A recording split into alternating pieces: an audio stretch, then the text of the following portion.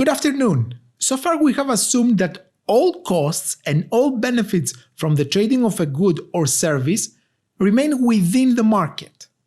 That is, they concern either the sellers of the product or the consumers of the product and nobody else.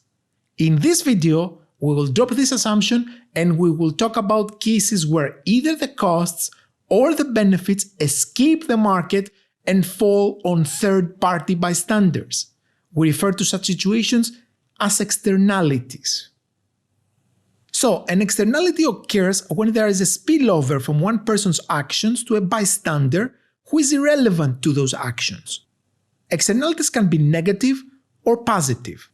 In negative externalities, the actor enjoys the entire benefit from the action, but some part of the cost is imposed on others. For example, when I listen to Greek music really loud at 1 o'clock at night, I receive all the benefit from the music, while my neighbor says that the noise does not let her sleep and she has to go to work early and such other nonsense. In positive externalities, the actor undertakes the entire cost of the action, but part of the benefit spills over to others. Like, for example, when I sweep and mop the floor in the common corridor between the apartments in my building because I want it to be clean, I'm the one doing it, taking all the cost, while my neighbor secretly enjoys that the area is clean. Let's see another example. Assume that a company decides to build a beach resort. The company does this for its own reasons, most likely because they want to make money from running the resort. However, their action may have some spillovers to some other parties that are not part of the decision. For instance, local fishermen will have to take a cost because fishing will become scarcer in the busy waters around the resort. So fishermen do not participate in the benefits coming from the resort, they participate only to the costs. On the other hand, local taxi drivers will not deal with the costs of the resort at all. Yet, they will enjoy the benefit of higher demand for their services from the resort's guests. Thus, the resort minds its own business, from which some of the cost falls on the fishermen and some of the benefit spills over to the taxi drivers. Economic actors generally do not account for how their choices affect others, and this can lead to market failure. It is possible to have a negative externality failure. That is, a private party takes an action because their benefit exceeds their cost. However, some of the cost spills over to the rest of the society, making the social cost to exceed the social benefit. Thus, an action that makes society worse off is taken for reasons that they make the actor better off. There are several examples of such failures, like pollution. The owner of the factory benefits from pollution, while the penguins 5,000 miles away are wondering what the heck is wrong with the weather. Traffic jams. Stacy doesn't like the metro, and the ambulance sometimes has to ride on the sidewalk because of the traffic. Those people who are against vaccines. Well, it is known that by not vaccinating your kids, you do protect them from autism, because you cannot get autism if you die from polio first. So you think that you protect your kid, while you put the other kids in danger of getting the measles, a disease that was supposed to have been eradicated decades ago, but you know, science can beat the measles, but not stupidity. There are also positive externality failures. In this case, an action is not taken because the private cost exceeds the private benefit. However, by not taking the action, the positive spillover to others is lost. Again, there are many examples for this. Education. I would like my tax dollars to fund higher education even if my kid is not admitted to the university. This is because it will be better for her or him to live in a highly educated society, no matter her or his education level. Highly educated societies have less crime, less addiction, better health, and they pay not trained employees better. So when university is too expensive, people stay away from higher education and the society loses those benefits. Car service. If you do not service your car as needed because it's too expensive for you, this puts me in danger, because your brakes will not work well and you will run me over when I exercise my right to cross the street while looking only at my phone. Building renovations. If it's too expensive for the owner to renovate their building, the street will look ugly and the value of other buildings will go down. Let's see the economics behind the negative externality. Here we have a market where demand and supply given from the marginal cost, yield an equilibrium price P0 and an equilibrium quantity Q0. Now, the total cost in this market, including both the private and the social cost, is above the private MC. This means that at Q0, the total cost is C, which exceeds the price P0 and implies that the current price fails to account for the true cost of the product. A deadweight loss equal to the triangle ABE is created because if we were taking into account the total cost in this market, quantity QT would be optimal to be produced, not Q0, which is too much. Notice here that society is still willing to tolerate some amount of negative externality, say emissions, in order for quantity QT to be available to its citizens. Since every production process, one way or another, is related to some negative externalities, a zero emissions logic like this would cause society to become like that. So, if price PT was somehow imposed in this market, quantity would drop to QT, eliminating the deadweight loss. Let's see how we can do this. The government or some other regulator on behalf of the government can intervene in this market and legislate a per unit tax. We have seen before that the per unit tax raises the supply curve, which here is given by the MC. If the tax is equal to the distance AE, the private MC will shift upwards and fully overlap with SMC. The market will equilibrate at B, where the socially optimal quantity QT is traded and there is no deadweight loss. In this case, we say that the externality has been internalized. In other words, you consumed a lot of plastic bags because they were free, and this made you to not care that this bag where you put this kind of Pringles that you bought yesterday at the 7-Eleven in 87 years from now will strangle a dolphin near New Zealand. Now that you have to pay 9 cents per bag though, well, you're still not gonna care for that dolphin, but you will consume fewer plastic bags. We see policies like this very often. Many countries have put mandatory prices on plastic bags, there is taxation on petrol, on cigarettes, and even on alcohol.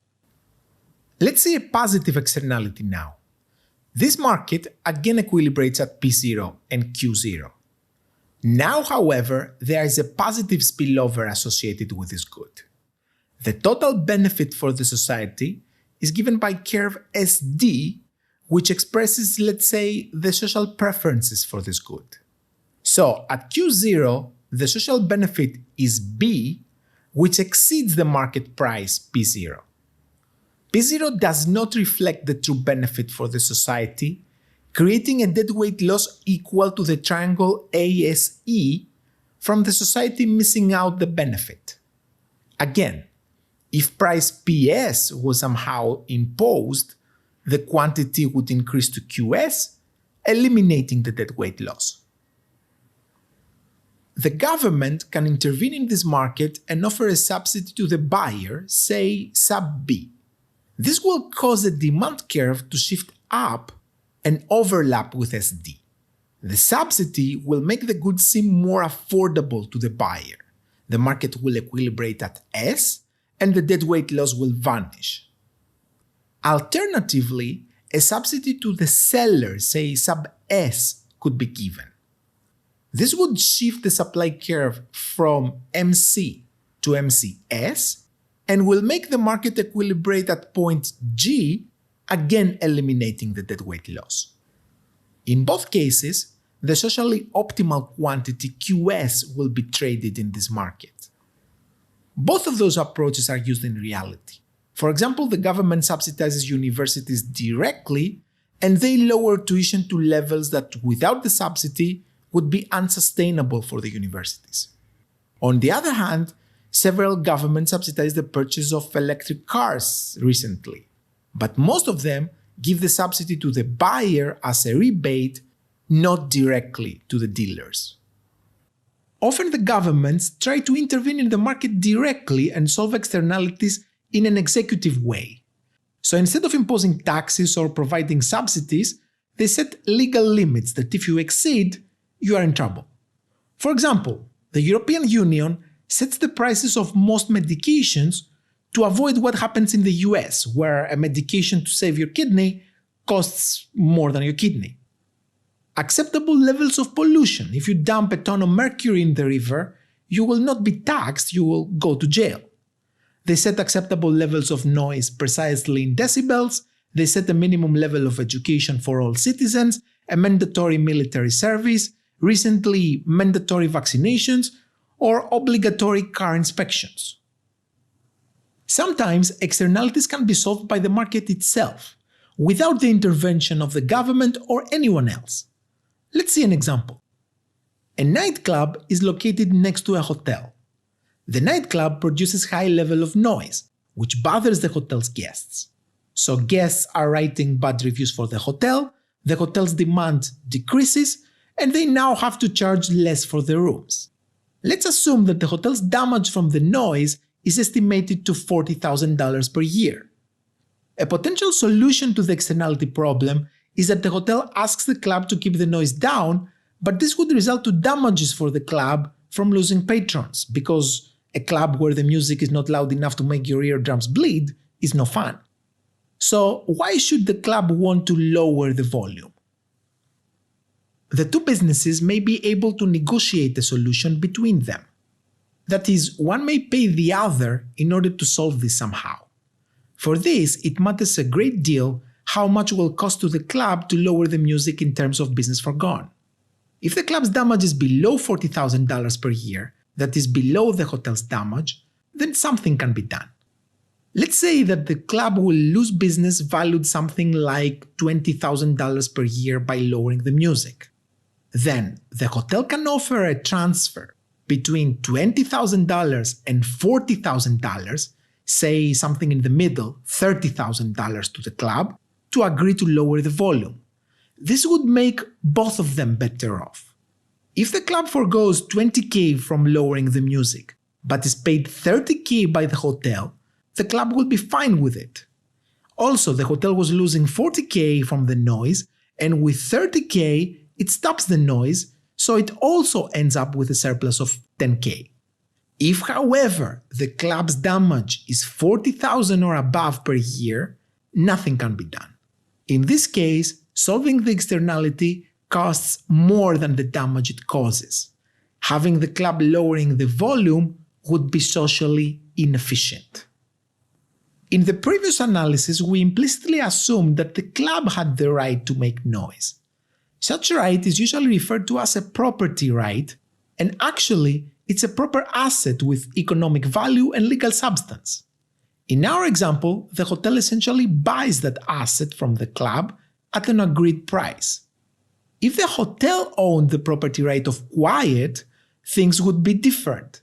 If, for example, the neighborhood was zoned as residential and the hotel could call the police for noise after 10 p.m., perhaps the club would be interested in buying the right from the hotel in a manner like, here is $50,000, take it and pretend you're deaf. Thus, negotiation between the parties is possible to lead to socially efficient outcomes regardless of who owns the property right. This result is known in the literature as the Coase theorem. Coase's theorem works very well in reality and was one of the pillars of libertarianism, a major politico-economic school of thought that many advocate in our days too. The significant disadvantage of Coase's theorem, however, is when one of the two parties has asymmetrically higher negotiation power than the other. For example, a big factory pollutes a lake and dumps the cost to the local fishermen. But the fishermen are many and small, so it's difficult for them to even get together and start a negotiation with the factory, let alone gain something out of it. If you have a question, you know what to do. At least I hope so, because it's the 6th video. Thank you for watching.